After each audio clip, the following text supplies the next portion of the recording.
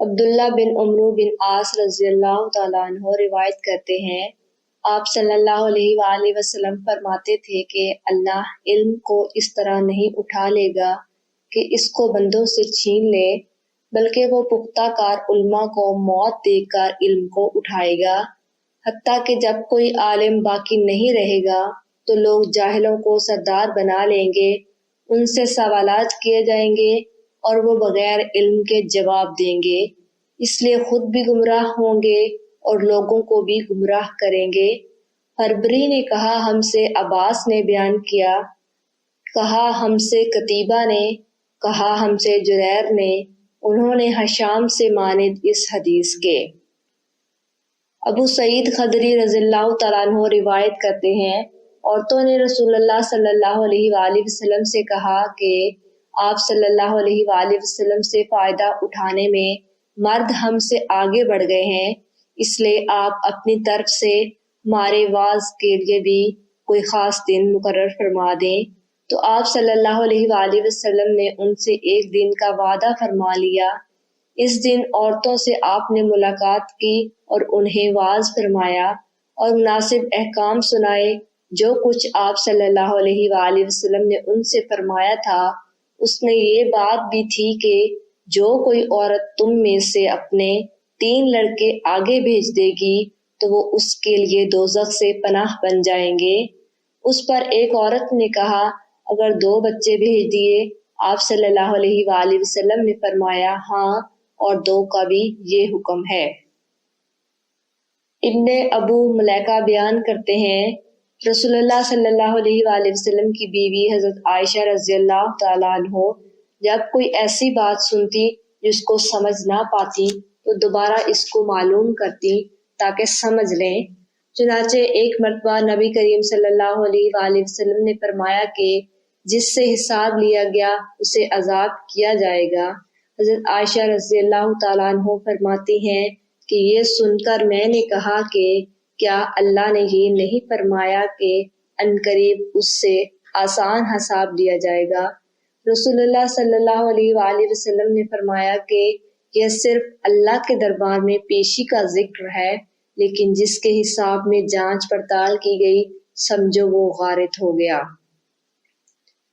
سیدنا ابو شریح نے کہا انہوں نے عمرو بن سعید والی مدینہ سے جب وہ مکہ میں ابن زبیر سے لڑنے کے لیے فوجیں بھیج رہے تھے کہا کہ اے امیر مجھے آپ اجازت دیں تو میں وہ حدیث آپ سے بیان کر دوں جو رسول اللہ صلی اللہ علیہ وآلہ وسلم نے فتح مکہ کے دوسرے دن ارشاد فرمائی تھی۔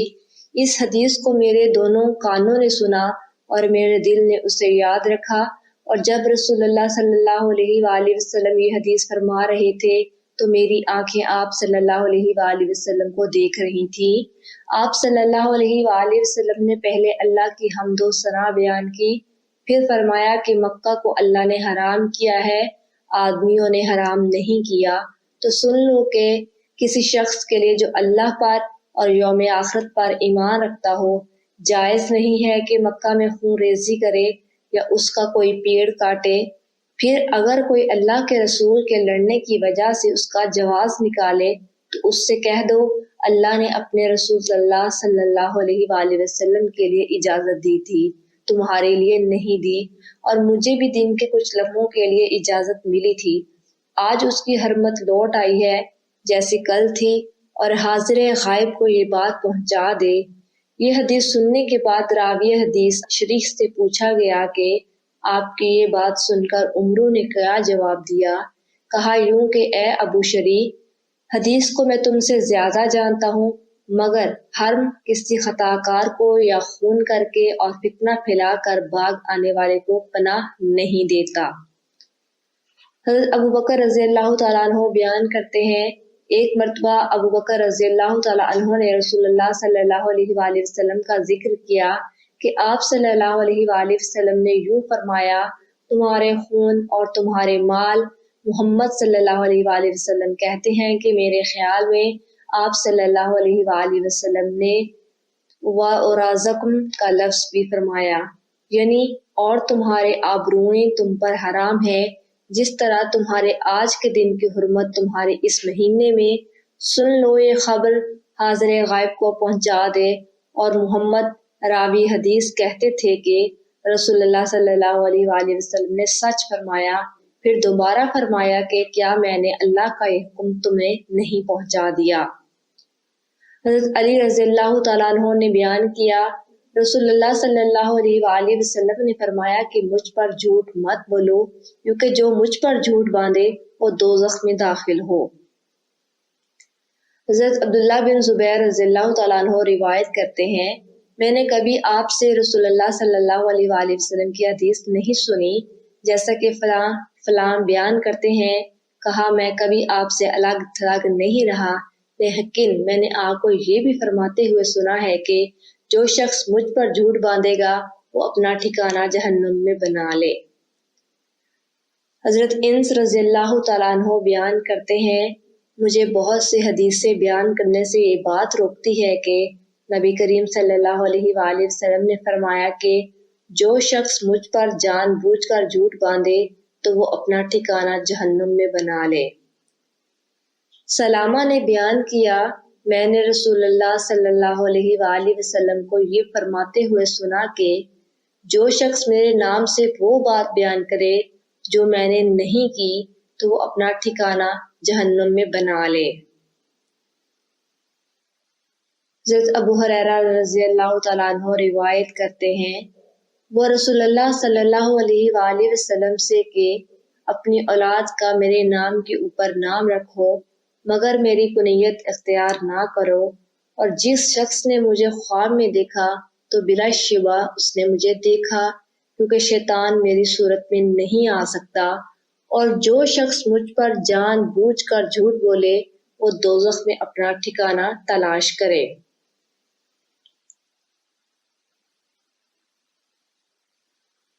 شعبی کہتے ہیں کہ ابو جحیفہ نے کہا، میں نے علی رضی اللہ تعالیٰ عنہ سے پوچھا کہ کیا آپ کے پاس کوئی اور بھی کتاب ہے؟ انہوں نے فرمایا کہ نہیں، مگر اللہ کی کتاب قرآن ہے، یا پھر فہم ہے جو ایک مسلمان کو عطا کرتا ہے، یا پھر جو کچھ اس صحیفے میں ہے۔ میں نے پوچھا اس صحیفے میں کیا ہے؟ انہوں نے فرمایا دیت اور قیدیوں کی رہائی کا بیان ہے، اور یہ حکم ہے کہ مسلمان کافر کے بدلے قتل نہ کیا جائے۔ ابو ہریرہ رضی اللہ تعالیٰ عنہ روایت کرتے ہیں، قبیلہ خزاع کے کسی شخص نے بنو لیث کے کسی آدمی کو اپنے کسی مقتول کے بدلے میں مار دیا تھا۔ یہ فتح مکہ والے سال کی بات ہے۔ رسول اللہ صلی اللہ علیہ وآلہ وسلم کو یہ خبر دی گئی۔ آپ نے اپنی اونٹنی پر سوار ہو کر خطبہ پڑھا اور فرمایا کہ اللہ نے مکہ سے قتل یا ہاتھی کو روک لیا۔ امام بخاری رحمۃ اللہ علیہ فرماتے ہیں، اس لفظ کو شک کے ساتھ سمجھو۔ ایسا ہی ابو نعیم وغیرہ نے القتل اور الفیل کہا ہے، ان کے علاوہ دوسرے لوگ الفیل کہتے ہیں۔ پھر رسول اللہ صلی اللہ علیہ وآلہ وسلم نے فرمایا کہ اللہ نے ان پر اپنے رسول اور مسلمان کو غالب کر دیا، اور سمجھ لو کہ وہ مکہ کسی کے لیے حلال نہیں ہوا، نہ مجھ سے پہلے اور نہ آئندہ کبھی ہوگا، اور میرے لیے بھی صرف دن کے تھوڑے سے حصے کے لیے حلال کر دیا گیا تھا۔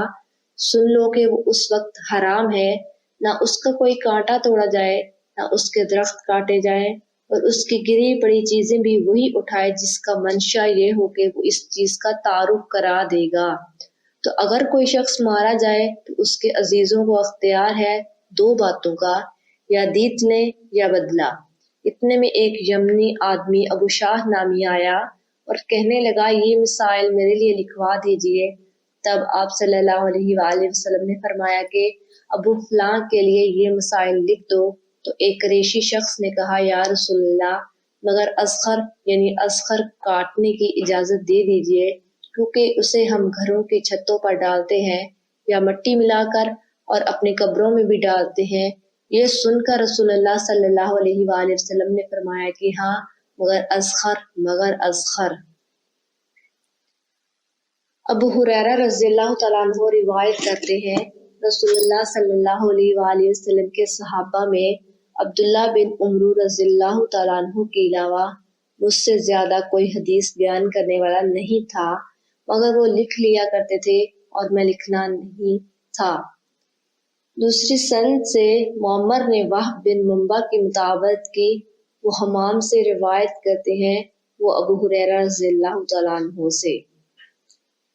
عبید اللہ بن عبداللہ رضی اللہ تعالیٰ عنہ سے روایت ہے، جب نبی کریم صلی اللہ علیہ وآلہ وسلم کے مرض میں شدت ہو گئی تو آپ صلی اللہ علیہ وآلہ وسلم نے فرمایا کہ میرے پاس سامان کتابت لاؤ تاکہ تمہارے لیے ایک تحریر لکھ دوں تاکہ بعد میں تم گمراہ نہ ہو سکو۔ اس پر عمر رضی اللہ تعالیٰ عنہ نے لوگوں سے کہا کہ اس وقت آپ صلی اللہ علیہ وآلہ وسلم پر تکلیف کا غلبہ ہے اور ہمارے پاس اللہ کی کتاب قرآن مجید ہے جو ہمیں ہدایت کے لیے کافی ہے۔ اس پر لوگوں کی رائے مختلف ہو گئی اور شور و گل زیادہ ہونے لگا۔ آپ صلی اللہ علیہ وآلہ وسلم نے فرمایا، میرے پاس سے اٹھ کھڑے ہو، میرے پاس جھگڑنا ٹھیک نہیں۔ اس پر ابن عباس رضی اللہ تعالیٰ عنہ یہ کہتے ہوئے نکل آئے کہ بے شک مصیبت بڑی سخت مصیبت ہے، وہ چیز جو ہمارے اور رسول اللہ صلی اللہ علیہ وآلہ وسلم کے اور آپ کی تحریر کے درمیان حائل ہو گئی۔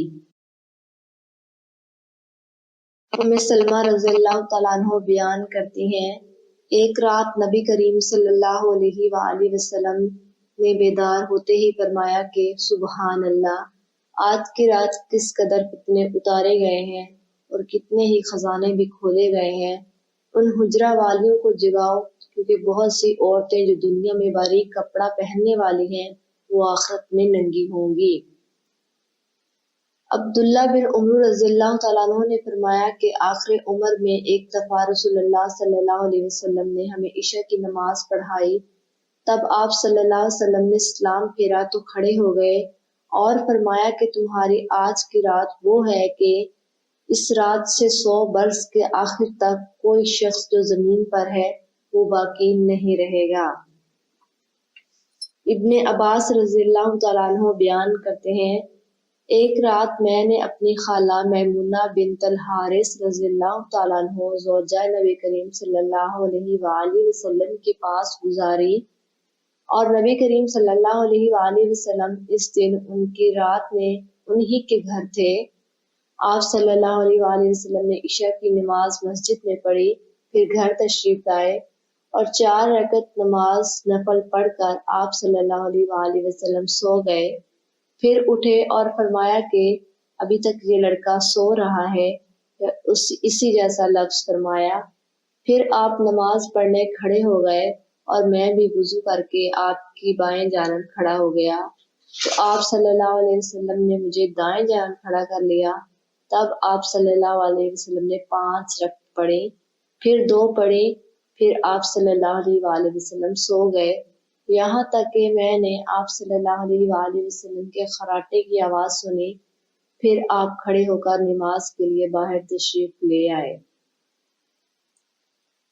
ابو ہریرہ رضی اللہ تعالیٰ عنہ روایت کرتے ہیں، لوگ کہتے ہیں کہ ابو ہریرہ رضی اللہ تعالیٰ عنہ بہت حدیثیں بیان کرتے ہیں اور میں کہتا ہوں کہ قرآن میں 2 آیتیں نہ ہوتی تو میں کوئی حدیث بیان نہ کرتا۔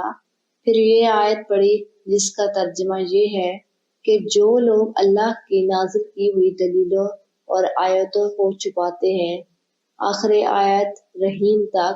واقعہ یہ ہے کہ ہمارے مہاجرین بھائی تو بازار کی خرید و فروخت میں لگے رہتے ہیں اور انصار بھائی اپنی جائیدادوں میں مشغول رہتے اور ابو ہریرہ رسول اللہ علیہ وآلہ وسلم کے ساتھ جی بھر کر رہتے تاکہ آپ کی رفاقت میں شکم پری سے بھی بے فکری رہے اور ان مجلسوں میں حاضر رہتا جن مجلسوں میں دوسرے حاضر نہ ہوتے اور وہ باتیں محفوظ رکھتا جو دوسرے محفوظ نہیں رکھ سکتے تھے۔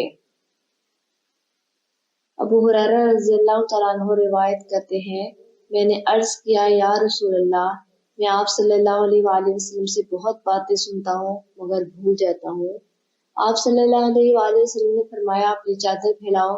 میں نے اپنی چادر پھیلائی۔ آپ صلی اللہ علیہ وآلہ وسلم نے اپنے دونوں ہاتھوں کی چلو بنائی، میری چادر میں ڈال دی، فرمایا کہ چادر کو لپیٹ لو۔ میں نے چادر کو اپنے بدن پر لپیٹ لیا، پھر اس کے بعد میں کوئی چیز نہیں بھولا۔ ہم سے ابراہیم بن المنظر نے بیان کیا، ان سے ابن ابی فدیک نے اس طرح بیان کیا کہ یوں فرمایا کہ اپنے ہاتھ سے ایک چلو اس چادر میں ڈال دی۔ ابو ہریرہ رضی اللہ تعالیٰ عنہ روایت کرتے ہیں، میں نے رسول اللہ صلی اللہ علیہ وآلہ وسلم سے علم کے 2 برتن یاد کر لیے ہیں، ایک کو میں نے پھیلا دیا ہے اور دوسرا برتن اگر میں پھیلاؤں تو میرا یہ نرخرا کاٹ دیا جائے۔ امام بخاری رحمۃ اللہ علیہ نے فرمایا کہ بالعوم سے مراد وہ نرخرا ہے جس سے کھانا اترتا ہے۔ جریر نے بیان کیا، نبی اکرم صلی اللہ علیہ وآلہ وسلم نے ان سے حجۃ الوداع میں فرمایا کہ لوگوں کو بالکل خاموش کر دو تاکہ وہ خوب سن لے، پھر فرمایا لوگوں میرے بعد پھر کافر مت بن جانا کہ ایک دوسرے کی گردن مارنے لگو۔ سعید بن جبیر رضی اللہ تعالیٰ عنہ روایت کرتے ہیں، وفد بکالی کا یہ خیال ہے کہ موسیٰ علیہ السلام جو خضر علیہ السلام کے پاس گئے تھے وہ موسیٰ بن اسرائیل والے نہیں تھے بلکہ دوسرے موسیٰ تھے۔ یہ سن کر ابن عباس رضی اللہ تعالیٰ عنہ نے لے کر اللہ کے دشمن نے جھوٹ کہا ہے۔ ہم سے ابن ابی بن کعب رضی اللہ تعالیٰ عنہ نے رسول اللہ صلی اللہ علیہ وآلہ وسلم سے نقل کیا کہ ایک روز موسیٰ علیہ السلام نے کھڑے ہو کر بنی اسرائیل میں خطبہ دیا۔ آپ سے پوچھا گیا کہ لوگوں میں سب سے زیادہ صاحب علم کون ہے؟ انہوں نے فرمایا کہ میں ہوں۔ اس وجہ سے اللہ کا غصہ ان پر ہوا کہ انہوں نے علم کو اللہ کے حوالے کیوں نہ کر دیا۔ تب اللہ نے ان کی طرف وحی بھیجی کہ میرے بندوں میں سے ایک بندہ دریاؤں کے سنگم پر ہے جہاں فارس اور روم کے قلندر ملتے ہیں، وہ تجھ سے زیادہ عالم ہے۔ موسیٰ علیہ السلام نے کہا ہے پروردگار میری ان سے ملاقات کیسے ہو؟ حکم ہوا کہ ایک مچھلی زنبیل میں رکھ دو، پھر جہاں تم اس مچھلی کو گم کر دو گے تو وہ بندہ تمہیں وہیں ملے گا۔ تب موسیٰ علیہ السلام چلے اور ساتھ اپنے خادم یوشع بن نون کو لے لیا اور انہوں نے زنبیل میں مچھلی رکھ لی، اور جب ایک پتھر کے پاس پہنچے دونوں اپنے سر اس پر رکھ کر سو گئے اور مچھلی زنبیل سے نکل کر دریا میں اپنی راہ بناتی چلی گئی۔ اور یہ بات موسیٰ علیہ السلام اور ان کے ساتھی کے لیے بے حد تعجب کی تھی۔ پھر دونوں باقی رات اور دن میں جتنا وقت باقی تھا چلتے رہے۔ جب صبح ہوئی موسیٰ علیہ السلام نے خادم سے کہا ہمارا ناشتہ لاؤ، اس سفر میں ہم نے کافی تکلیف اٹھائی ہے۔ اور موسیٰ علیہ السلام بالکل نہیں تھکے تھے، مگر جب اس جگہ سے آگے نکل گئے جہاں تک انہیں جانے کا حکم ملا تھا تب ان کے خادم نے کہا کیا آپ نے دیکھا تھا کہ جب ہم صحرا کے پاس ٹھہرے تھے تو میں مچھلی کا ذکر بھول گیا؟ بقول بعض صحرا کے نیچے آب حیات ہے، وہ اس مچھلی پر پڑا اور وہ زندہ ہو کر بقدرت الہی دریا میں چل دی۔ یہ سن کر موسیٰ علیہ السلام بولے کہ یہی وہ جگہ ہے جس کی ہمیں تلاش تھی، تو وہ پچھلے پاؤں واپس ہو گئے۔ جب پتھر تک پہنچے تو دیکھا کہ ایک شخص کپڑا اوڑھے لیٹے ہوئے موجود ہے۔ موسیٰ علیہ السلام نے انہیں سلام کیا۔ خضر علیہ السلام نے کہا تمہاری سرزمین میں سلام کہاں؟ پھر موسیٰ علیہ السلام نے کہا میں موسیٰ علیہ السلام ہوں۔ خضر بولے کہ بنی اسرائیل کے موسیٰ؟ انہوں نے جواب دیا کہ ہاں۔ پھر کہا کیا میں آپ کے ساتھ چل سکتا ہوں تاکہ آپ مجھے ہدایت کی وہ باتیں بتلائیں جو اللہ نے خاص آپ ہی کو سکھلائی ہیں۔ خضر علیہ السلام بولے تم میرے ساتھ صبر نہیں کر سکو گے۔ اے موسیٰ مجھے اللہ نے ایسا علم دیا ہے جسے تم نہیں جانتے، اور تم کو جو علم دیا ہے اسے میں نہیں جانتا۔ اس پر موسیٰ علیہ السلام نے کہا کہ اللہ نے چاہا تو آپ مجھے صابر پاؤ گے اور میں کسی بات میں آپ کی نافرمانی نہیں کروں گا۔ پھر دونوں دریا کے کنارے کنارے پیدل چلے۔ ان کے پاس کوئی کشتی نہ تھی کہ ایک کشتی ان کے سامنے سے گزری تو کشتی والوں سے انہوں نے کہا کہ ہمیں بٹھا لو۔ خضر علیہ السلام کو انہوں نے پہچان لیا اور بغیر کرائے کے سوار کر لیا۔ اتنے میں ایک چڑیا آئی اور کشتی کنارے پر بیٹھ گئی۔ پھر سمندر میں اس نے 1 یا 2 چونچیں ماری۔ اسے دیکھ کر خضر علیہ السلام بولے کہ اے موسیٰ میرے اور تمہارے علم نے اللہ کے علم میں سے اتنا ہی کم کیا ہوگا جتنا اس چڑیا نے سمندر کے پانی سے۔ پھر خضر علیہ السلام نے کشتی کے تختوں میں سے ایک تختہ نکال ڈالا اور موسیٰ علیہ السلام نے کہا کہ ان لوگوں نے تو ہمیں کرایہ لیے بغیر مفت میں سوار کیا اور آپ نے ان کی کشتی کی لکڑی اکھاڑ ڈالی تاکہ یہ ڈوب جائیں۔ خضر علیہ السلام بولے کہ کیا میں نے نہیں کہا تھا کہ تم میرے ساتھ صبر نہیں کر سکو گے؟ اس پر موسیٰ علیہ السلام نے جواب دیا کہ بھول پر میری غیبت نہ کرو۔ موسیٰ علیہ السلام نے بھول کر یہ پہلا اعتراض کیا تھا۔ پھر دونوں چلے، کشتی سے اتر کر ایک لڑکا بچوں کے ساتھ کھیل رہا تھا۔ خضر علیہ السلام نے اوپر سے اس کا سر پکڑ کر ہاتھ سے اسے الگ کر دیا۔ موسیٰ علیہ السلام بول پڑے، آپ نے ایک بے گناہ بچے کو بغیر کسی جانی حق کے مار ڈالا، غضب ہو گیا۔ خضر علیہ السلام بولے کہ میں نے تم سے نہیں کہا تھا کہ تم میرے ساتھ صبر نہیں کر سکو گے۔ ابن ایمیہ کہتے ہیں کہ اس کلام میں پہلے سے زیادہ تاکید ہے، کیونکہ پہلے کلام میں لفظ لت نہیں تھا، اس میں لت زائد کیا جس سے تاکید ظاہر ہے۔ پھر دونوں چلتے رہے حتیٰ کہ ایک گاؤں والوں کے پاس آئے، ان سے کھانا لینا چاہا، انہوں نے کھانا کھانے سے انکار کر دیا۔ انہوں نے وہیں دیکھا کہ ایک دیوار اس گاؤں میں گرنے کے قریب تھی۔ خضر علیہ السلام نے اپنے ہاتھ کے اشارے سے اسے سیدھا کر دیا۔ موسیٰ بول اٹھے، اگر آپ چاہتے تو گاؤں والوں سے اس کام کی مزدوری لے سکتے تھے۔ خضر نے کہا، بس اب ہم اور تم میں جدائی کا وقت آ گیا ہے۔ جناب محبوب کبریاء رسول اللہ صلی اللہ علیہ وآلہ وسلم فرماتے ہیں کہ اللہ موسیٰ پر رحم کرے۔ ہماری تمنا تھی کہ موسیٰ کچھ دیر اور صبر کرتے تو مزید واقعات ان دونوں کے بیان کیے جاتے اور ہمارے سامنے روشنی میں آتے، مگر موسیٰ علیہ السلام کی عجلت نے اس علم لدی کے سلسلے کو جلد ہی منقطع کر دیا۔ محمد بن یوسف کہتے ہیں کہ ہم سے علی بن حشرم نے یہ حدیث بیان کی ہے، ان سے سفیان بن عیینہ نے پوری کی پوری بیان کی۔ ایک شخص رسول اللہ صلی اللہ علیہ وآلہ وسلم کی خدمت اقدس میں حاضر ہوا اور اس نے عرض کیا کہ یا رسول اللہ کی راہ میں لڑائی کی کیا صورت ہے؟ کیونکہ ہم میں سے کوئی غصے کی وجہ سے اور کوئی غیرت کی وجہ سے جنگ کرتا ہے۔ تو آپ صلی اللہ علیہ وآلہ وسلم نے اس کی طرف سر اٹھایا، اور سر اسی لیے اٹھایا کہ پوچھنے والا کھڑا ہوا تھا۔ پھر آپ صلی اللہ علیہ وآلہ وسلم نے فرمایا، جو اللہ کے کلمے کو سر بلند کرنے کے لیے لڑے وہ اللہ کی راہ میں لڑتا ہے۔ عبداللہ بن عمار رضی اللہ تعالیٰ عنہ روایت کرتے ہیں، میں نے رسول اللہ صلی اللہ علیہ وآلہ وسلم کو رمی جمار کے وقت دیکھا۔ آپ صلی اللہ علیہ وآلہ وسلم سے پوچھا جا رہا تھا تو ایک شخص نے عرض کیا، یا رسول اللہ، میں نے رمی سے قبل قربانی کر لی۔ آپ صلی اللہ علیہ وآلہ وسلم نے فرمایا، اب رمی کر لو تو کچھ حرج نہیں ہوا۔ دوسرے نے کہا، یا رسول اللہ، میں نے قربانی سے پہلے سر منڈوا لیا۔ آپ صلی اللہ علیہ وآلہ وسلم نے فرمایا، اب قربانی کر لو، کچھ حرج نہیں۔ اس وقت جس چیز کے بارے میں جو آگے پیچھے ہو گئی تھی آپ سے پوچھا گیا تو آپ صلی اللہ علیہ وآلہ وسلم نے یہی جواب دیا، اب کر لو، کچھ حرج نہیں۔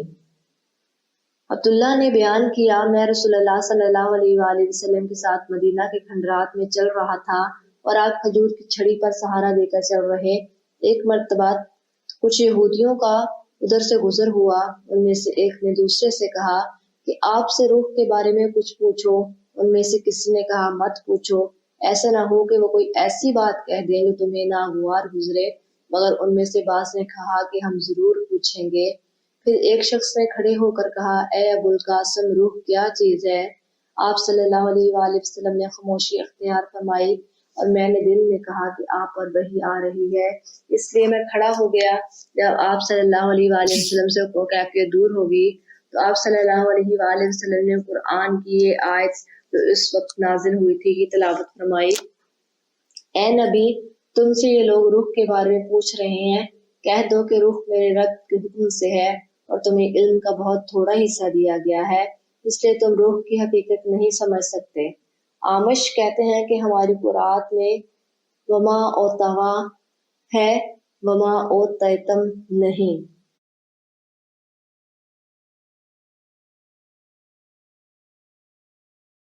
اسود کہتے ہیں کہ مجھ سے ابن زبیر نے کہا، عائشہ رضی اللہ تعالیٰ عنہ تم سے بہت باتیں چھپا کر کہتی تھی، تو کیا تم سے کعبہ کے بارے میں بھی کچھ بیان کیا؟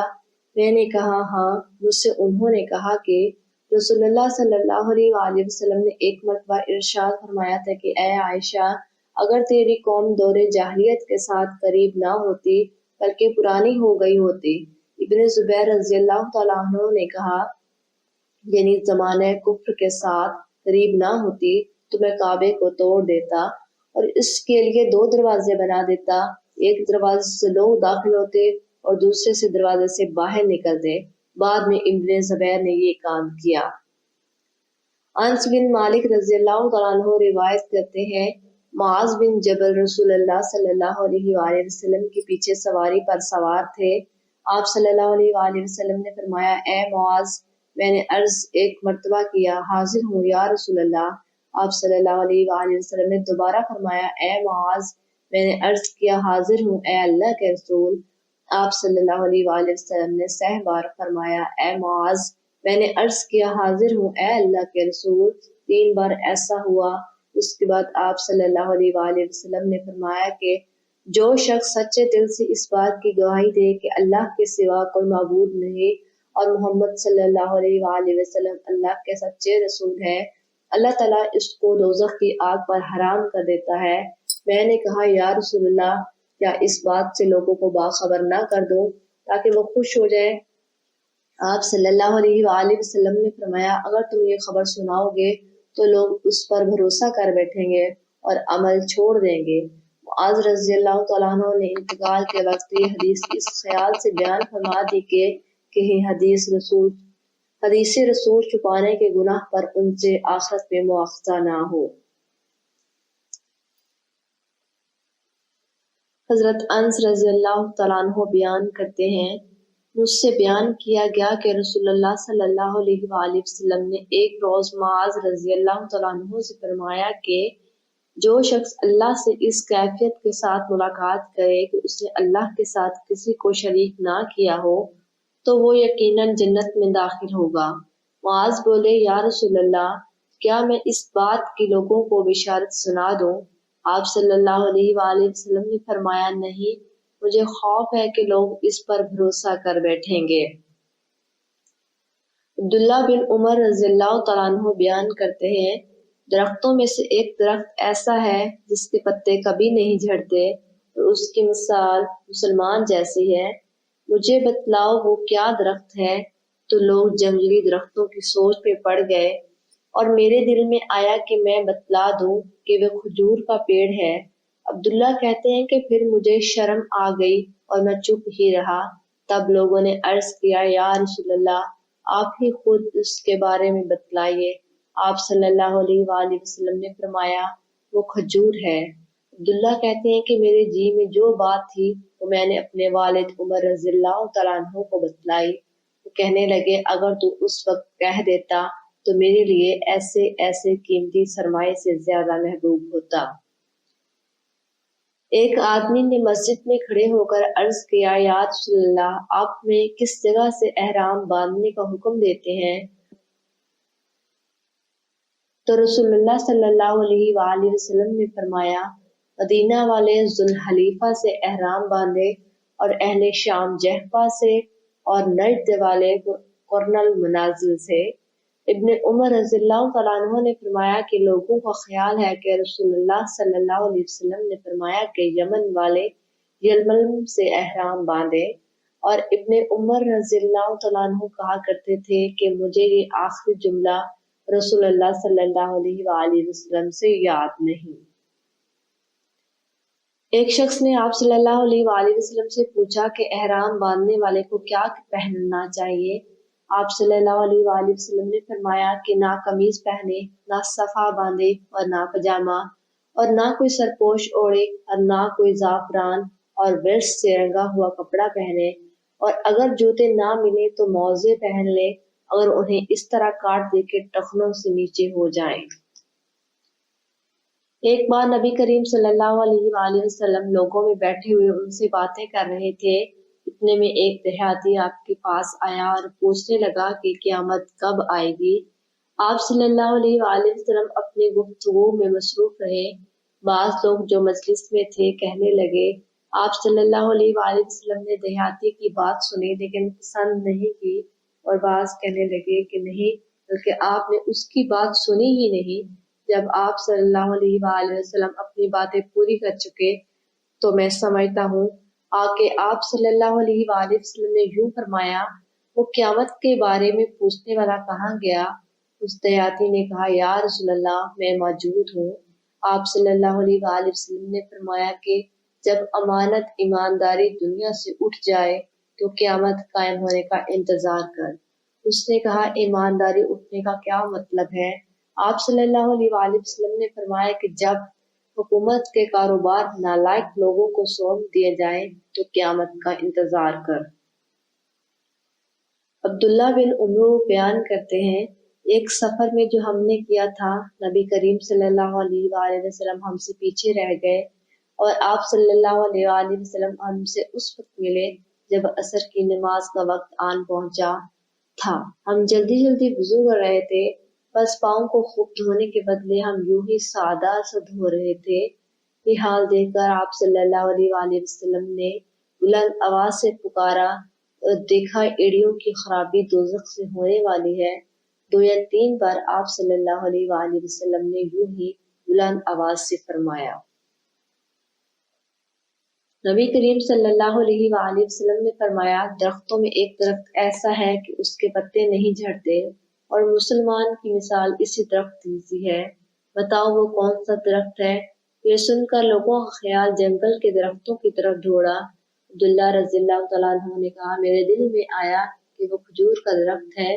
پھر میں اپنی کمسنی کی شرم سے نہ بولا۔ آخر صحابہ نے نبی کریم صلی اللہ علیہ وآلہ وسلم سے ہی پوچھا کہ وہ کون سا درخت ہے؟ آپ صلی اللہ علیہ وآلہ وسلم نے فرمایا کہ وہ کھجور کا درخت ہے۔ انس بن مالک رضی اللہ تعالیٰ عنہ روایت کرتے ہیں، ایک بار ہم مسجد میں نبی کریم صلی اللہ علیہ وآلہ وسلم کے ساتھ بیٹھے ہوئے تھے، اتنے میں ایک شخص اونٹ پر سوار ہو کر آیا اور اونٹ کو مسجد میں بٹھا کر باندھ دیا۔ پھر پوچھنے لگا، بھائیو تم لوگوں میں محمد صلی اللہ علیہ وآلہ وسلم کون ہے؟ نبی کریم صلی اللہ علیہ وآلہ وسلم اس وقت لوگوں میں تکیہ لگائے ہوئے بیٹھے تھے۔ ہم نے کہا، محمد صلی اللہ علیہ وآلہ وسلم یہ سفید رنگ والے بزرگ ہیں جو تکیہ لگائے ہوئے تشریف فرما ہیں۔ تب وہ آپ صلی اللہ علیہ وسلم سے مخاطب ہوا کہ اے عبد المطلب کے فرزند۔ آپ صلی اللہ علیہ وآلہ وسلم نے فرمایا، کہو میں آپ کی بات سن رہا ہوں۔ وہ بولا، میں آپ صلی اللہ علیہ وآلہ وسلم سے کچھ دیر باتیں دریافت کرنا چاہتا ہوں اور ذرا سختی سے بھی پوچھوں گا تو آپ اپنے دل میں برا نہ مانیے گا۔ آپ صلی اللہ علیہ وآلہ وسلم نے فرمایا، نہیں، جو تمہارا دل چاہے پوچھو۔ تب اس نے کہا، میں آپ کو آپ کے رب اور اگلے لوگوں کے رب و تبارک تعالیٰ کی قسم دے کر پوچھتا ہوں کہ آپ کو اللہ نے دنیا کے سب لوگوں کی طرف رسول بنا کر بھیجا ہے؟ آپ صلی اللہ علیہ وآلہ وسلم نے فرمایا، ہاں یا میرے اللہ۔ پھر اس نے کہا، میں آپ صلی اللہ علیہ وآلہ وسلم کو اللہ کی قسم دیتا ہوں کہ اللہ نے آپ صلی اللہ علیہ وآلہ وسلم کو رات دن میں 5 نمازیں پڑھنے کا حکم فرمایا ہے؟ آپ صلی اللہ علیہ وآلہ وسلم نے کہا، ہاں یا میرے اللہ۔ پھر کہنے لگا، میں آپ کو اللہ کی قسم دے کر پوچھتا ہوں کہ کیا اللہ نے آپ کو یہ حکم دیا تھا کہ سال بھر میں اس مہینے رمضان کے روزے رکھو؟ آپ صلی اللہ علیہ وآلہ وسلم نے فرمایا، ہاں یا میرے اللہ۔ پھر کہنے لگا، میں آپ صلی اللہ علیہ وآلہ وسلم کو اللہ کی قسم دے کر پوچھتا ہوں کہ کیا اللہ نے آپ کو یہ حکم دیا ہے کہ آپ ہم میں سے جو مالدار لوگ ہیں ان سے زکوٰۃ وصول کر کے ہمارے محتاجوں میں بانٹ دیا کریں؟ نبی کریم صلی اللہ علیہ وآلہ وسلم نے فرمایا، ہاں یا میرے اللہ۔ تب وہ شخص کہنے لگا، جو حکم آپ صلی اللہ علیہ وآلہ وسلم اللہ کے پاس سے لائے ہیں میں ان پر ایمان لایا اور میں اپنی قوم کے لوگوں کا جو یہاں نہیں ہے بھیجا ہوا تحقیق کے حال کے لیے آیا ہوں۔ میرا نام زمام بن سالبہ ہے، میں بنی سعد بن بکر کے خاندان سے ہوں۔ اس حدیث کو لیث کی طرح موسیٰ اور علی بن عبد الحمید نے سلمان سے روایت کیا، انہوں نے ثابت سے، انہوں نے ان سے، اور انہوں نے یہی مضمون نبی کریم صلی اللہ علیہ وآلہ وسلم سے نقل کیا ہے۔ رسول اللہ صلی اللہ علیہ وآلہ وسلم نے ایک شخص کو اپنا ایک خط دے کر بھیجا اور اسے حکم دیا کہ اسے حاکم بحرین کے پاس لے جائے۔ بحرین کے حاکم نے وہ خط کسریٰ شاہ ایران کے پاس بھیج دیا۔ جس وقت اس نے وہ خط پڑھا تو چاہ کر ڈالا۔ راوی کہتے ہیں کہ میرا خیال ہے کہ ابن مسیب نے اس کے بعد مجھ سے کہا کہ اس واقعے کو سن کر رسول اللہ علیہ وآلہ وسلم نے اہل ایران کے لیے بددعا کی کہ وہ بھی چاک شدہ خط کی طرح ٹکڑے ٹکڑے ہو جائیں گے۔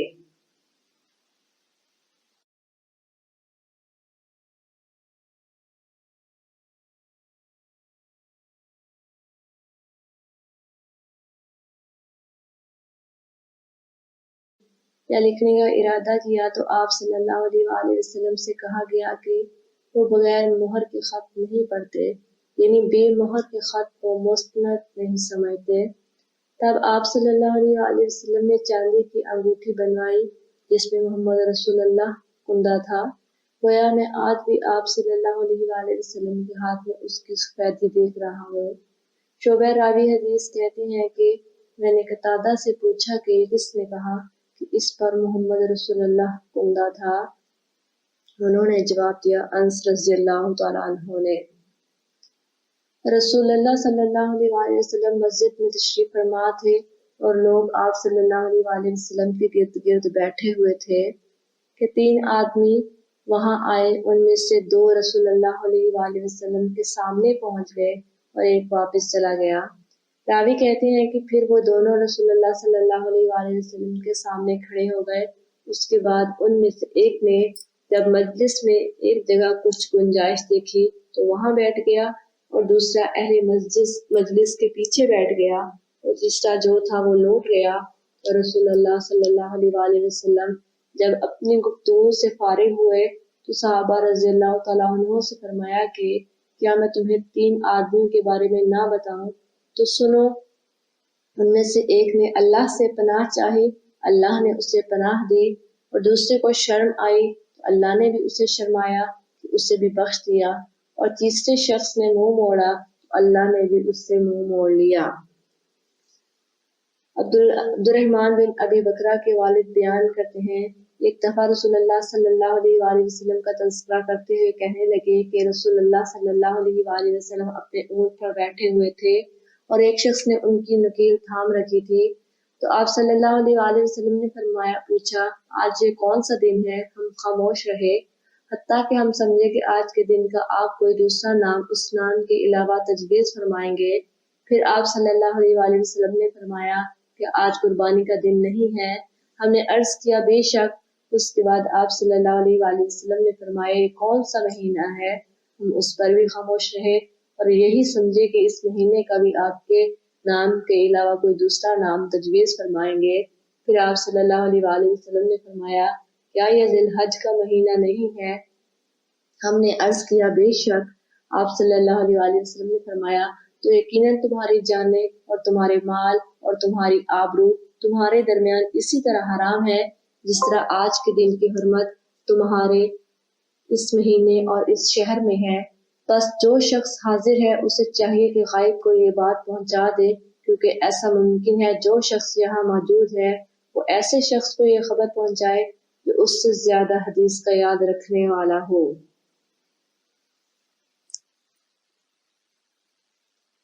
ابن مسعود رضی اللہ تعالیٰ عنہ روایت کرتے ہیں رسول اللہ صلی اللہ علیہ وآلہ وسلم نے ہمیں نصیحت فرمانے کے لیے کچھ دن مقرر کر دیے تھے، اس ڈر سے کہ ہم کبھی دے خاطر نہ ہو جائیں۔ آپ صلی اللہ علیہ وآلہ وسلم نے فرمایا آسانی کرو اور سختی نہ کرو اور خوش کرو اور نفرت نہ دلاؤ۔ عبداللہ ابن مسعود رضی اللہ عنہ ہر جمعرات کے دن لوگوں کو وعظ سنایا کرتے تھے۔ ایک دن ان سے کہا اے ابو عبد الرحمن، میں چاہتا ہوں تو ہمیں ہر روز واز سنایا کرو۔ انہوں نے فرمایا تو سن لو کہ مجھے اس امر سے کوئی چیز مانے ہے تو یہ کہ میں یہ بات پسند نہیں کرتا کہ کہیں تم تنگ نہ ہو جاؤ، اور میں واز میں تمہاری فرصت کا وقت تلاش کیا کرتا ہوں، جیسا کہ رسول اللہ صلی اللہ علیہ وآلہ وسلم اس خیال سے کہ ہم کبھی در خاطر نہ ہو جائیں واز کے لیے ہمارے اوقات فرصت کا خیال رکھتے تھے۔ معاویہ نے بیان کیا میں نے رسول اللہ صلی اللہ علیہ وآلہ وسلم کو یہ فرماتے ہوئے سنا کہ جس شخص کے ساتھ اللہ تعالیٰ بھلائی کا ارادہ کرے اسے دین کی سمجھ عنایت فرما دیتا ہے، اور میں تو محض تقسیم کرنے والا ہوں، دینے والا تو اللہ ہی ہے، اور یہ امت ہمیشہ اللہ کے حکم پر قائم رہے گی اور جو شخص ان کی مخالفت کرے گا انہیں نقصان نہیں پہنچا سکے گا یہاں تک کہ اللہ کا حکم قیامت آ جائے اور یہ عالم فنا ہو جائے۔ ابن عمر رضی اللہ تعالیٰ عنہ بیان کرتے ہیں، میں عبداللہ بن عمر رضی اللہ تعالیٰ عنہ کے ساتھ مدینے تک رہا۔ میں نے اس ایک حدیث کے سوا ان سے رسول اللہ صلی اللہ علیہ وسلم کی کوئی اور حدیث نہیں سنی۔ وہ کہتے تھے کہ ہم رسول اللہ صلی اللہ علیہ وسلم کی خدمت میں حاضر تھے کہ آپ صلی اللہ علیہ وسلم کے پاس کھجور کا ایک گھابا لایا گیا۔ اسے دیکھ کر آپ صلی اللہ علیہ وسلم نے فرمایا، درختوں میں ایک درخت ایسا ہے اس کی مثال مسلمان کی طرح ہے۔ ابن عمر رضی اللہ تعالیٰ عنہ کہتے ہیں کہ یہ سن کر میں نے ارادہ کیا کہ عرض کر دوں کہ وہ درخت کھجور کا ہے، مگر چونکہ میں سب میں چھوٹا تھا اس لیے خاموش رہا۔ پھر رسول اللہ صلی اللہ علیہ وسلم نے خود ہی فرمایا کہ وہ کھجور ہے۔ رسول اللہ صلی اللہ علیہ وسلم کا ارشاد ہے کہ حسد صرف دو باتوں میں جائز ہے، ایک تو اس شخص کے بارے میں جسے اللہ نے دولت دی ہو اور وہ اس دولت کو راہ حق میں خرچ کرنے پر بھی قدرت رکھتا ہو، اور ایک شخص اس شخص کے بارے میں جسے اللہ نے حکمت کی دولت سے نوازا ہو اور اس کے ذریعے سے فیصلے کرتا ہو اور لوگوں کو اس حکمت کی تعلیم دیتا ہو۔ ابن عباس رضی اللہ تعالیٰ عنہ بیان کرتے ہیں کہ اس کا حربن قیس بن حسن فرازی سے صحابی موسیٰ کے بارے میں اختلاف ہے۔ ابن عباس رضی اللہ تعالیٰ عنہ نے فرمایا کہ وہ خضر علیہ السلام تھے، پھر ان کے پاس سے ابی بن کعب گزرے تو عبداللہ بن عباس رضی اللہ تعالیٰ عنہ نے انہیں بلایا اور کہا کہ میں اور میرے یہ رفیق موسیٰ علیہ السلام کے اس ساتھی کے بارے میں بحث کر رہے تھے جس سے انہوں نے ملاقات چاہی تھی، کیا آپ نے رسول اللہ صلی اللہ علیہ وسلم سے اس کے بارے میں کچھ ذکر سنا ہے؟ تو انہوں نے کہا، ہاں، میں نے رسول اللہ صلی اللہ علیہ وسلم کو یہ فرماتے ہوئے سنا ہے، ایک دن موسیٰ بنی اسرائیل کی ایک جماعت میں بیٹھے ہوئے تھے کہ اتنے میں ایک شخص آیا اور اس نے آپ سے پوچھا، کیا آپ جانتے ہیں کہ دنیا میں کوئی آپ سے بھی بڑھ کر عالم موجود ہے؟ موسیٰ علیہ السلام نے فرمایا، نہیں۔ اس پر اللہ تعالیٰ نے موسیٰ علیہ السلام کے پاس وحی بھیجی کہ ہاں، ہمارا بندہ خضر ہے جس کا علم تم سے زیادہ ہے۔ موسیٰ علیہ السلام نے اللہ سے دریافت کیا کہ خضر علیہ السلام سے ملنے کی کیا صورت ہے؟ اللہ تعالیٰ نے ایک مچھلی کو ان سے ملاقات کی علامت قرار دیا اور ان سے کہہ دیا کہ جب تم اس مچھلی کو گم کر دو تو واپس لوٹ جاؤ، تب خضر سے تمہاری ملاقات ہوگی۔ تب موسیٰ چلے اور دریا میں مچھلی کی علامت تلاش کرتے رہے۔ اس وقت ان کے ساتھی نے کہا، جب ہم پتھر کے پاس تھے کہ آپ نے دیکھا تھا، میں اس وقت مچھلی کا کہنا بھول گیا اور شیطان ہی نے مجھے اس کا ذکر بھلا دیا۔ موسیٰ علیہ السلام نے کہا، اسی مقام کی ہمیں تلاش تھی۔ تب وہ اپنے نشانات قدم پر پچھلے پاؤں باتیں کرتے ہوئے لوٹے، وہاں انہوں نے خضر علیہ السلام کو پایا۔ پھر ان کا وہی قصہ ہے جو اللہ نے اپنی کتاب میں قرآن میں بیان کیا ہے۔ ابن عباس رضی اللہ تعالیٰ عنہ بیان کرتے ہیں، رسول اللہ صلی اللہ علیہ وسلم نے مجھے سینے سے لگا لیا اور دعا دیتے ہوئے فرمایا کہ اے اللہ، اس علم کتاب قرآن عطا فرمائیو۔ ابن عباس رضی اللہ تعالیٰ عنہ بیان کرتے ہیں، میں ایک مرتبہ گدھی پر سوار ہو کر چلا۔ اس زمانے میں بلوغ کے قریب تھا۔ رسول اللہ صلی اللہ علیہ وسلم منا میں نماز پڑھ رہے تھے اور میں آپ کے سامنے دیوار کی آڑ نہ تھی تو میں بعض صفوں کے سامنے سے گزرا اور گدھی کو چھوڑ دیا اور چلنے لگی، جبکہ میں صف میں شامل ہو گیا، مگر کسی نے مجھے اس بات پر ٹوکا نہیں۔ محمود بن ربیعہ بیان کرتے ہیں، رسول اللہ صلی اللہ علیہ وسلم نے ایک ڈول سے منہ میں پانی لے کر میرے چہرے پر قری فرمائی اور میں اس وقت 5 سال کا تھا۔ ابن عباس رضی اللہ تعالیٰ عنہ بیان کرتے ہیں، وہ اور حرب بن قیس بن حسس فزاری موسیٰ علیہ السلام کے ساتھی کے بارے میں جھگڑے۔ اس دوران میں ان کے پاس سے ابی بن کعب گزرے تو ابن عباس رضی اللہ تعالیٰ عنہ نے انہیں بلا لیا اور کہا کہ میں اور میرے یہ ساتھی موسیٰ علیہ السلام کے ساتھی کے بارے میں بحث کر رہے ہیں جس سے ملنے کی موسیٰ علیہ السلام نے اللہ سے دعا کی تھی کہ آپ نے رسول اللہ صلی اللہ علیہ وسلم کا کچھ ان کا ذکر فرماتے ہوئے سنا ہے؟ ابی نے کہا کہ ہاں، میں نے رسول اللہ صلی اللہ علیہ وآلہ وسلم کو ان کا حال بیان فرماتے ہوئے سنا ہے۔ آپ فرما رہے تھے کہ ایک بار موسیٰ علیہ السلام بنی اسرائیل کی ایک جماعت میں تھے کہ اتنے میں ایک شخص آیا اور کہنے لگا کہ آپ جانتے ہیں دنیا میں آپ سے بھی بڑھ کر کوئی عالم موجود ہے؟ موسیٰ علیہ السلام نے فرمایا کہ نہیں۔ تب موسیٰ علیہ السلام پر اللہ تعالیٰ نے وحی نازل کی کہ ہمارا ہاں بندہ خضر علم میں تم سے بڑھ کر ہے۔ تو موسیٰ علیہ السلام نے ان سے ملنے کی راہ دریافت کی۔ اس وقت اللہ تعالیٰ نے ان سے ملاقات کے لیے مچھلی کو نشانی قرار دیا اور ان سے کہہ دیا کہ جب تم مچھلی کو نہ پاؤ تو لوٹ جانا، تب تم خضر علیہ السلام سے ملاقات کرو گے۔ موسیٰ علیہ السلام دریا میں مچھلی کے نشان کا انتظار کرتے رہے۔ تب ان کے خادم نے ان سے کہا کہ آپ نے دیکھا تھا کہ جب ہم پتھر کے پاس تھے تو میں وہاں مچھلی بھول گیا اور مجھے شیطان ہی نے غافل کر دیا۔ موسیٰ علیہ السلام نے کہا ہم اسی مقام کے تو متلاسی تھے۔ تب وہ اپنے قدموں کے نشانوں پر باتیں کرتے ہوئے واپس لوٹے۔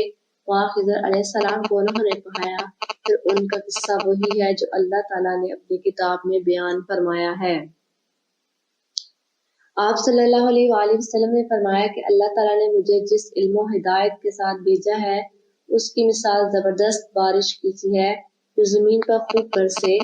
بعض زمین جو صاف ہوتی ہے وہ پانی کو پی لیتی ہے اور بہت بہت سبزہ اور گھاس اگاتی ہے، اور بعض زمین جو سخت ہوتی ہے وہ پانی کو روک لیتی ہے۔ اس سے اللہ تعالیٰ لوگوں کو فائدہ پہنچاتا ہے، وہ اس سے سیراب ہوتے ہیں اور سیراب کرتے ہیں۔ اور کچھ زمین کے بعض خطوں پر پانی پڑتا ہے جو بالکل چٹیل میدان ہوتے ہیں، نہ پانی روکتے ہیں اور نہ ہی سبزہ اگاتے ہیں۔ تو یہ اس شخص کی مثال ہے جو دین میں سمجھ پیدا کرے اور نفع دے۔ اس کو وہ چیز جس کے ساتھ میں مابعوث کیا گیا ہوں اس نے علم دین سیکھا اور سکھایا، اور اس شخص کی مثال جس نے سر نہیں اٹھایا یعنی توجہ نہیں کی اور جو ہدایت دے کر میں بھیجا گیا ہوں اسے قبول نہیں کیا۔ امام بخاری رحمۃ اللہ علیہ فرماتے ہیں کہ ابن اسحاق نے ابو اسامہ کی روایت سے قبلۃ الماء کا لفظ نقل کیا ہے۔ کانس قطع زمین کو کہتے ہیں جس پر پانی چڑھ جائے مگر ٹھہرے نہیں، اور سب اس زمین کو کہتے ہیں جو بالکل ہموار ہو۔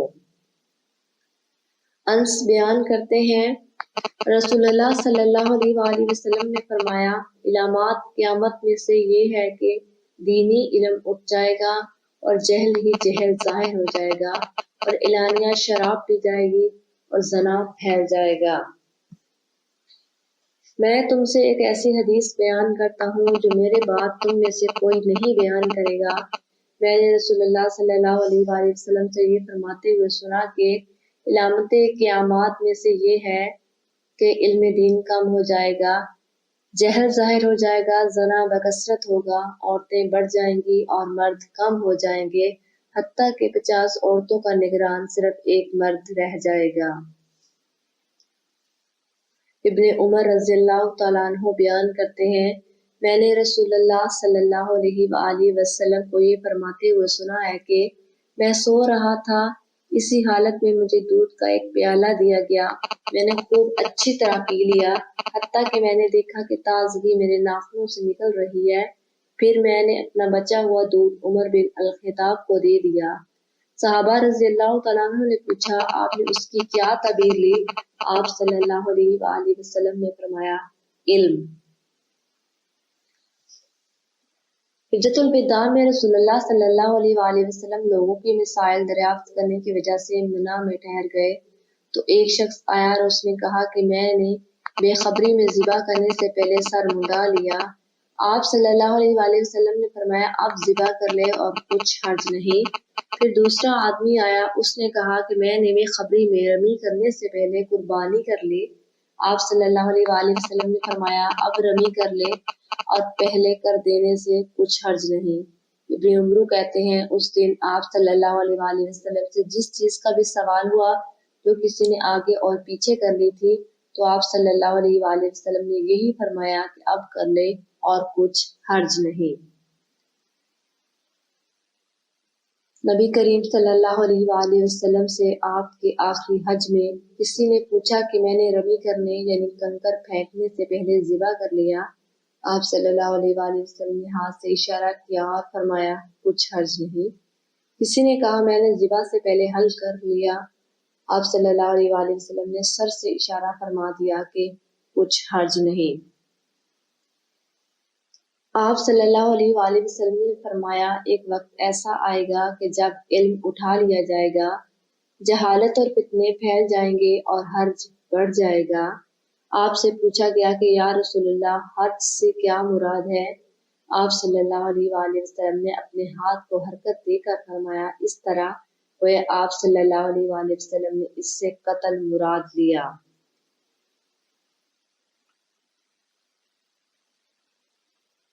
حضرت اسماء رضی اللہ تعالیٰ عنہ نے بیان کیا، میں حضرت عائشہ رضی اللہ تعالیٰ عنہ کے پاس آئی، وہ نماز پڑھ رہی تھی۔ میں نے کہا کہ لوگوں کا کیا حال ہے؟ تو انہوں نے آسمان کی طرف اشارہ کیا، یعنی سورج کو گہن لگا ہے۔ اتنے میں لوگ نماز کے لیے کھڑے ہو گئے۔ عائشہ رضی اللہ تعالیٰ عنہ نے کہا اللہ پاک ہے۔ میں نے کہا کیا یہ گہن کوئی خاص نشانی ہے؟ انہوں نے سر سے اشارہ کیا یعنی ہاں۔ پھر میں بھی نماز کے لیے کھڑی ہو گئی تاکہ مجھے غش آنے لگا تو میں اپنے سر پر پانی ڈالنے دی۔ پھر نماز کے بعد رسول اللہ صلی اللہ علیہ وآلہ وسلم نے اللہ تعالیٰ کی تعریف اور اس کی صفت بیان فرمائی۔ پھر فرمایا جو چیز مجھے پہلے دکھلائی نہیں گئی تھی آج وہ سب اس جگہ میں نے دیکھ لی، یہاں تک کہ جنت اور دوزخ کو بھی دیکھ لیا، اور مجھ پر یہ وحی کی گئی کہ تم اپنی قبروں میں آزمائے جاؤ گے۔ مثل یا قرب کا کون سا لفظ؟ اسماء نے فرمایا میں نہیں جانتی۔ فاطمہ کہتی ہیں یعنی فتنہ دجال کی طرح آزمائے جاؤ گے۔ کہا جائے گا قبر کے اندر کے تم اس آدمی کے بارے میں کیا جانتے ہو تو جو صاحب ایمان یا صاحب یقین ہوگا؟ کون سا لفظ؟ فرمایا اسماء رضی اللہ تعالیٰ عنہ نے مجھے یاد نہیں۔ وہ کہے گا وہ محمد اللہ کے رسول صلی اللہ علیہ وآلہ وسلم ہے جو ہمارے پاس اللہ کی ہدایت اور دلیلیں لے کر آئے تو ہم نے ان کو قبول کر لیا اور ان کی پیروی کی، وہ محمد صلی اللہ علیہ وآلہ وسلم ہے۔ 3 بار اس طرح کہے گا، پھر اس سے کہہ دیا جائے گا کہ آرام سے سو جا، بے شک ہم نے جان لیا کہ تو محمد صلی اللہ علیہ وآلہ وسلم پر یقین رکھتا تھا۔ اور بہرحال منافق یا شکی آدمی، میں نہیں جانتی کہ ان میں سے کون سا لفظ اسماء رضی اللہ تعالیٰ عنہ نے کہا تو وہ منافق یا شکی آدمی کہے گا تو لوگوں کو میں نے کہتے سنا، میں نے بھی وہی کہہ دیا، باقی میں کچھ نہیں جانتا۔ ابو جمرہ بیان کرتے ہیں کہ میں ابن عباس رضی اللہ تعالیٰ عنہ اور لوگوں کے درمیان ترجمانی کے فرائض انجام دیتا تھا۔ ایک مرتبہ ابن عباس رضی اللہ تعالیٰ عنہ نے کہا کہ قبیلہ عبد القیس کا وفد رسول اللہ صلی اللہ علیہ وآلہ وسلم کی خدمت میں آیا۔ آپ صلی اللہ علیہ وآلہ وسلم نے دریافت فرمایا کہ کون سا وفد ہے یا یہ کون لوگ ہیں؟ انہوں نے کہا کہ ربیہ خاندان کے لوگ ہیں۔ آپ صلی اللہ علیہ وآلہ وسلم نے فرمایا کہ مبارک ہو قوم کو آنا، یا مبارک ہو اس وقت کو جو کبھی نہ رسوا ہو اور نہ شرمندہ ہو۔ اس کے بعد انہوں نے عرض کیا کہ ہم ایک دور دراز کونے سے آپ صلی اللہ علیہ وآلہ وسلم کے پاس آئے ہیں اور ہمیں راک کے درمیان کفار مضر کا یہ قبیلہ پڑتا ہے۔ اس کے خوف کی وجہ سے ہم حرمت والے مہینوں کے علاوہ اور ایام میں نہیں آ سکتے، اس لیے ہمیں کوئی ایسی قطعی بات بتلا دیجیے کہ جس کی ہم پیچھے رہ جانے والے لوگوں کو خبر دے دیں اور اس کی وجہ سے ہم جنت میں داخل ہو سکے۔ تو آپ صلی اللہ علیہ وآلہ وسلم نے انہیں 4 باتوں کا حکم دیا اور 4 سے روک دیا۔ اول انہیں حکم دیا کہ ایک اللہ پر ایمان لائے، پھر فرمایا کیا تم جانتے ہو کہ ایک اللہ پر ایمان لانے کا کیا مطلب ہے؟ انہوں نے عرض کیا اللہ اور اس کا رسول زیادہ جانتے ہیں۔ آپ صلی اللہ علیہ وآلہ وسلم نے فرمایا ایک اللہ پر ایمان لانے کا مطلب یہ ہے کہ اس بات کا اقرار کرنا کہ اللہ کے سوا کوئی معبود نہیں، اور یہ کہ محمد صلی اللہ علیہ وآلہ وسلم اللہ کے سچے رسول ہیں، اور نماز قائم کرنا اور زکوٰۃ ادا کرنا اور ماہ رمضان کے روزے رکھنا، اور یہ کہ تم مال غنیمت سے 5واں حصہ ادا کرو، اور 4 چیزوں سے منع فرمایا